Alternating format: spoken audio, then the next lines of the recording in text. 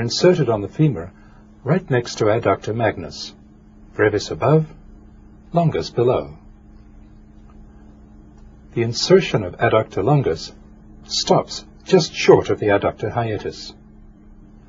The other two adducting muscles are a short muscle, pectineus, and a very long muscle, gracilis. Pectineus is the shortest of the adductors. It arises from this line on the superior pubic ramus. It inserts here, just in front of adductor brevis. Gracilis is the most medial of all the thigh muscles. It arises here on the pubis, and it's inserted all the way down here on the tibia.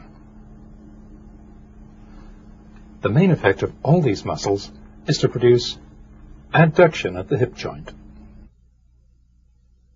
Gracilis is the first muscle we've met which crosses both the hip joint and the knee joint. We'll be meeting more muscles like it quite soon.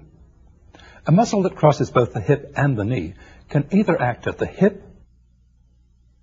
at the knee, or at both joints at once. The movement that it does produce is determined by what other muscle groups are acting at the same time. For now, when we look at a muscle that goes from above the hip to below the knee, we'll just look at the way it acts at the hip. In the next section, we'll take a second look at each of these muscles and see how it acts at the knee. Now let's move on and look at the three muscles which produce abduction at the hip joint. The two important abductors are gluteus minimus and gluteus medius. We'll go round the back to look at them. Here are the short rotator muscles that we've seen already: quadratus femoris, obturator internus and the gemelli, and piriformis. Now we'll add gluteus minimus to the picture. Gluteus minimus arises from this part of the wing of the ilium.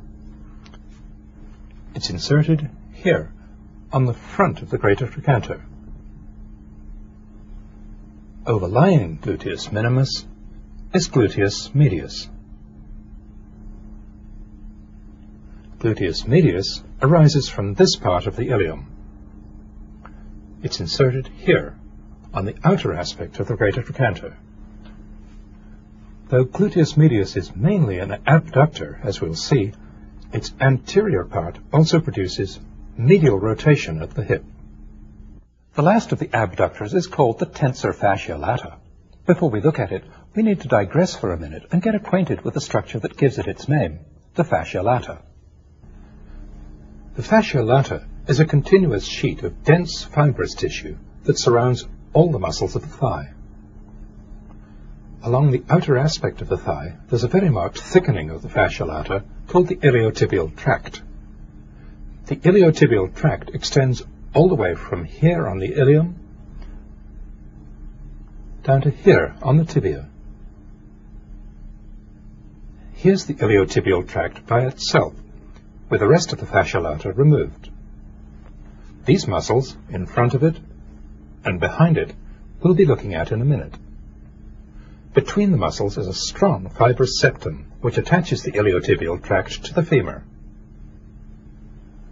At its lower end, the iliotibial tract is attached down here on the tibia. The iliotibial tract acts as the tendon of insertion of two muscles. A big one back here, gluteus maximus, which we'll see later, and this one, which we were just getting ready to look at, tensor fascia lata. Tensor fascia lata arises from the iliac crest, here. It inserts here on the iliotibial tract.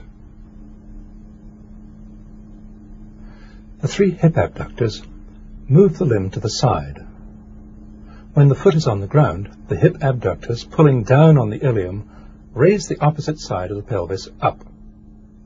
This tilting of the pelvis happens in a small way each time we take a step, making it easy for the opposite foot to move forward without touching the ground.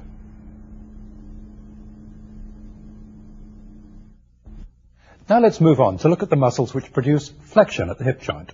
There are four, two that act only at the hip and two that act at the hip and also at the knee. The first two are the most important hip flexors. They're called iliacus and psoas major. Iliacus arises here from the iliac crest. Psoas major from all the way up here on the lumbar spine. Here's psoas major. Psoas major arises from the transverse processes of all 5 lumbar vertebrae and from the sides of the intervertebral discs and the adjoining vertebral bodies. We'll see its insertion in a moment. Here's iliacus.